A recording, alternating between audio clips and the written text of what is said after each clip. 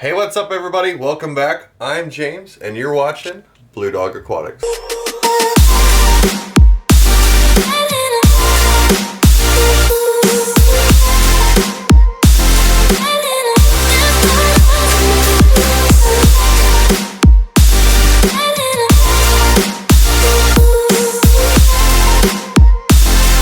Alright guys, as you can see, we're in a different location. That's because I moved.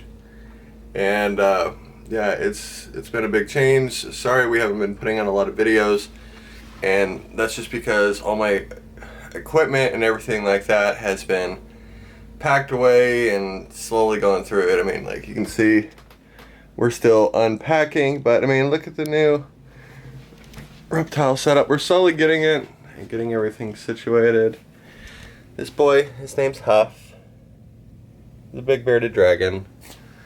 And then we have a female panther chameleon. And we gotta change the lights on this. This is a custom scape for our king snake. And then we have a couple others that we're setting up. But it's all coming together piece by piece. So bear with us on that. And man, have you ever looked at houses and gone, what's wrong with people? Like, one light. There's no above light. Like, I don't get that. So that's actually something that today on my day off I'm doing, is I'm going to change out some lights. With that being said, what we're going to talk about today is an animal that is really hard to find. It's actually a very rare animal in the hobby, and we have one of them.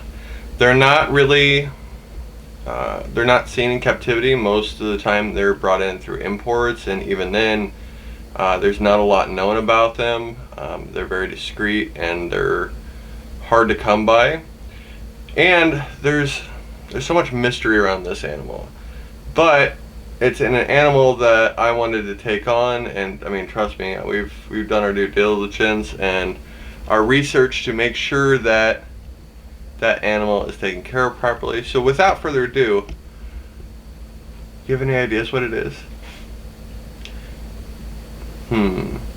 What could it be? Well, without further ado, here is the forest.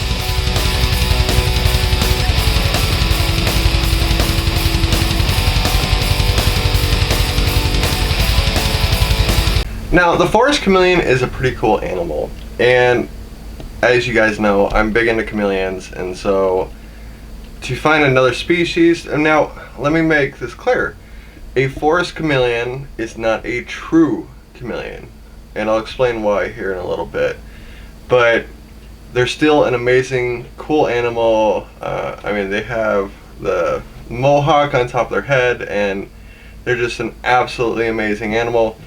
There's a lot of difference though between your panther chameleons and your forest chameleons, and here, let's get into that.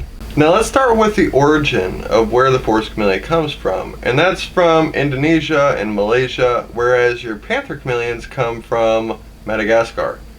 So different areas in the world, but the other thing is, whereas most panther chameleons, like most people assume that they can blend into their backgrounds, and they can to an extent. Most of the time, the only time they change their color is if they are scared or fearful or mating, but the forest chameleon actually thrives off of it, and they'll actually blend in so much that you have to know exactly what you're looking for, otherwise you won't see them. Now, colors on a forest chameleon, they're a little on the duller side.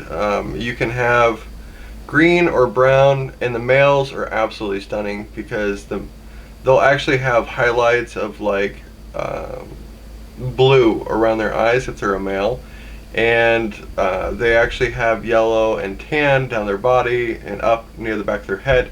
We actually have a juvenile right now that you can actually start to see, and I'll show a picture right here. You can start to see the yellow starting to show on the back of the head, which is really cool. Whereas panther chameleons, as we all know, are very vibrant in color, and they're very wow in your face. But you know, they're still cool animals, and I think it's really fascinating that there's so much differences, but there's so many similarities. Now, forest chameleons, they have very short front legs, whereas their back legs are a lot longer, and that's for climbing up the sides of trees. And they're actually found near in forests, like the Malaysian forest, but they're also found near rivers or streams.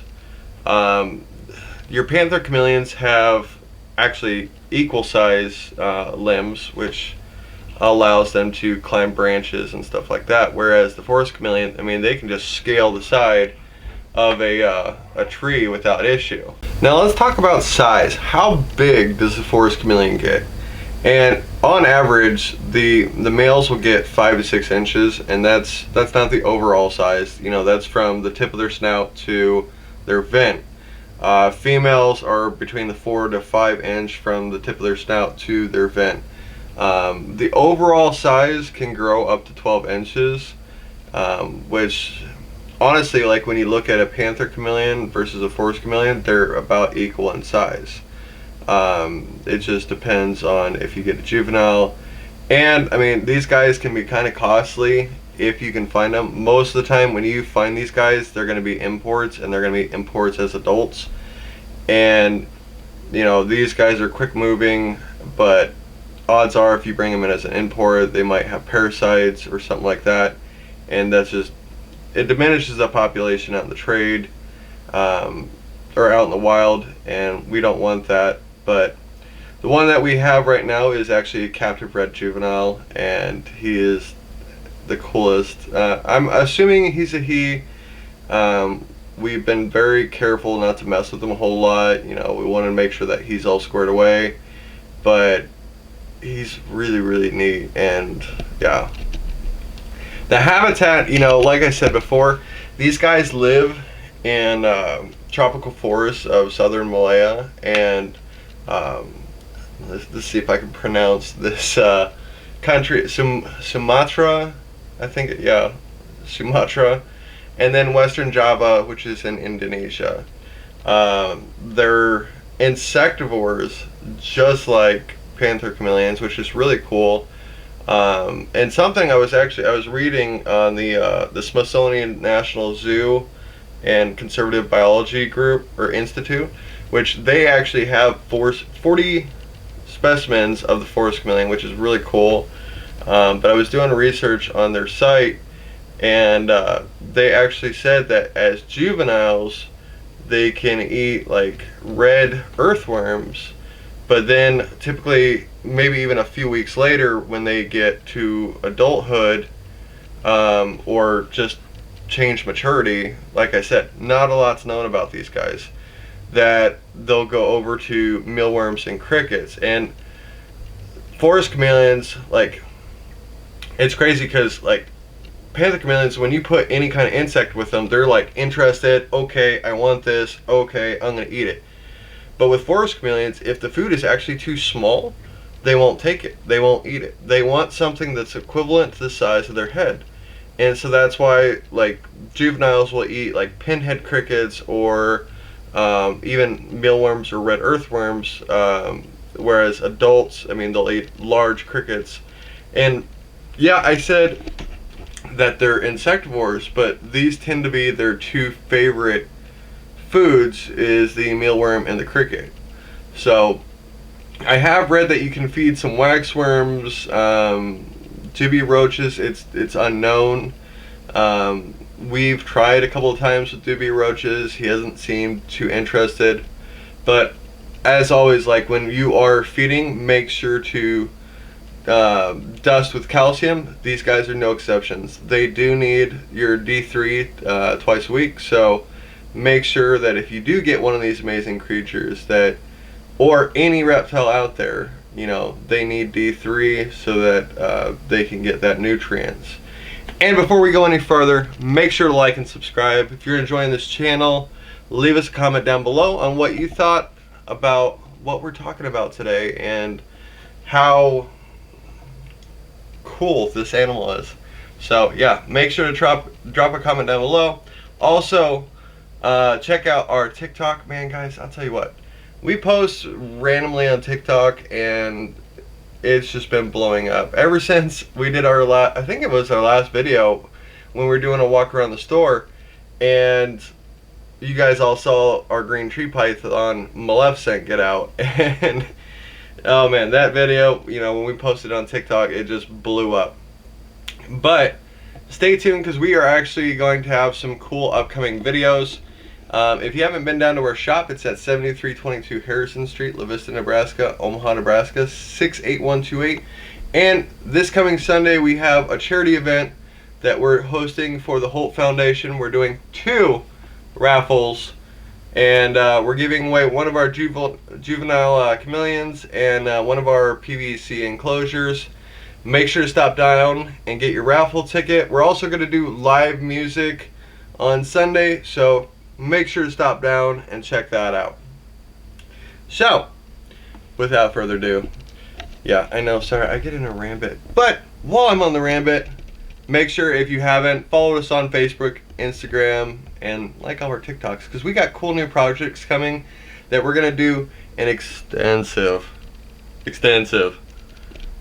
YouTube video on. And that's why, I mean, I've kind of posted like little hinters of it throughout social media, but we actually haven't done really too in-depth, because it's a lot of work. It really is. Alright guys, so back to it. So on the reproduction of the forest chameleon, there's actually not a whole lot that's known. The Smithsonian does have some suggestions, but apparently they're very precise when it comes to reproducing these animals in captivity under human care. But it's suggested that they, you know, they're oparious, which means that they will lay their eggs on the ground. Typically they burrow down about 6 to 8 inches. And I was reading this and it kind of made me laugh, because they said, you know, just like panther chameleons, they'll go down, they'll dig their holes, and then, you know, turn around and put the eggs in. Well, when a panther chameleon puts dirt back over it, it'll shove it with its body, it'll shove it with its nose. But apparently with the forest chameleon, it'll actually beat its head violently into the ground to make sure that the dirt above the eggs is packed down. And I'm just like, could you imagine walking around out in the forest and just seeing this lizard just bashing its skull into the ground? You're like, I'm sorry, I stumbled in the wrong part of the forest. I'm just gonna go this way. Like, oh my god. But yeah, typically their egg size is between 2 and 6 eggs. It can take up to 70 days to for them to hatch, and I mean they need to have, I think it was 75 to 85% ambient temperature, and then like 85 or 87% humidity. Like I said, when it comes to reproduction on these things, there is not a whole lot known. And so it's been just a lot of people doing trial by error and trying to figure it out.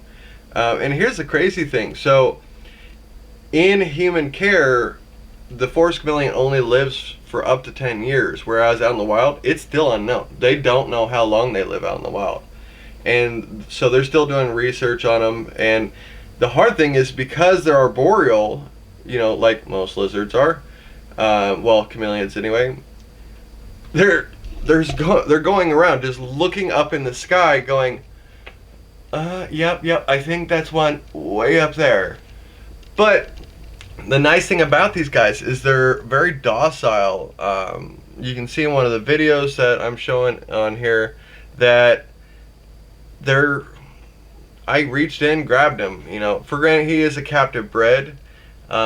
Prices on these guys vary too. You know, it's wild caughts. You could be spending, for an adult, could be spending a couple hundred. You know, with captive bred, it could be even more than that. So, which, you know, I was looking at the price that I have on mine, and I was like, maybe we should raise it up. But I don't know, like, I might keep him. I really like him. I really like the patterns on his heads, and on his heads. Yeah, he's got like 3 heads. But yeah, I don't know. I might keep them. We'll see. But yeah, like I said, the temperament's very docile. They're found near running water. It is recommended in their enclosures, which we're actually going to get into right now. Before we get into this description of the enclosure and like what you need for these guys, I do want to give credit because the first person to actually describe these guys was in, mind you, sorry, I'm actually reading it because he's got one hell of a name. It was in 1825 by Joseph Nicholas. I know those weren't the hard ones. It's Laurenti. I'll make sure to put it down here so that you guys can see. Maybe I'm saying it right, maybe not. I don't know. Anyway, if you're building an enclosure for these guys, you want a minimum size of 18 by 18 by 24, and that is actually in a glass vivarium where you have lots of humidity, lots of branches, lots of live plants. You want them to feel safe and for them to blend in.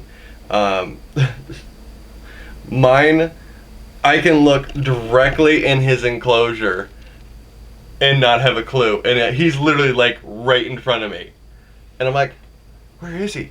Did he get out? There's no way for him to get out. And then he like barely turns his head and I'm like, oh my god, don't do that. But so as adults, these guys, they need as an adult, these guys need 24 by 24 by 48 and still decked out with branches and live plants, and these guys do need lighting and UVB. They need that natural light. I always tell people I recommend T5 because that way you can sit it on top of the light versus T8s where you got to put them inside the cage, especially with something that climbs. I don't know if I want electrical inside, but if you want, we can do a whole video on how to set one up, because we are going to move this guy into a bigger enclosure here very, very soon. And so if you'd like to see that, make sure to drop a comment down below and let us know. Now, the biggest thing with these and the killer of a lot of these in captivity is trying to keep the temperatures correct. Now, panther chameleons can have a lot higher temperatures, but these guys can't. Typically, the temperature on a forest chameleon is actually at the low side of what a panther chameleon can take. They need their ambient temperature of like 75 to 80 degrees. I mean, that's on the lower side of what a panther can take. So I just thought that was fascinating. Also, humidity all the time needs to be like 80 to 90%, which makes sense since they're from the Malaya tropical forest. I mean, if they're from a forest, it's always raining. I mean, why wouldn't it be? And one of the coolest things that I read is that these guys can live all the way up to 5,000 feet elevation without issue. And I just thought that was absolutely fascinating. So, yeah, guys, that's pretty much what we found so far. We wanted to put it out there just so that you guys can, if you're interested in these animals, you know what to expect and what to look for. So I hope this helped, and as always, guys, thanks for watching. Make sure to smash that subscribe button, and as always, guys, your tank or mine.